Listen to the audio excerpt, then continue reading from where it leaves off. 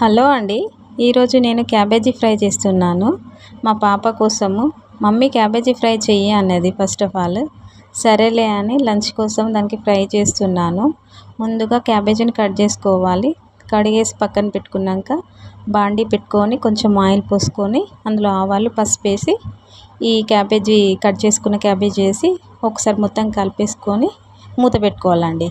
ఆ తర్వాత మళ్ళీ ఒకసారి చూసుకోవాలి. కొంచెం ఉడికినట్టు అనిపిస్తుంది, కలుపుతూ ఉండాలి. చూసుకున్నాక అందులో కొంచెం ఉప్పు, కొంచెం కరివేపాకు వేయాలండి. అంతే. మళ్ళీ ఒకసారి కలుపుకొని పక్కన పెట్టేసుకోవాలి.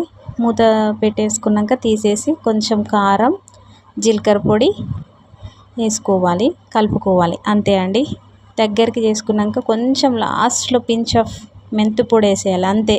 ఇంకా అది డీప్గా ఫ్రై అవుతుంది. అంతే. వేడి వేడిగా క్యాబేజీ ఫ్రై రెడీ అండి.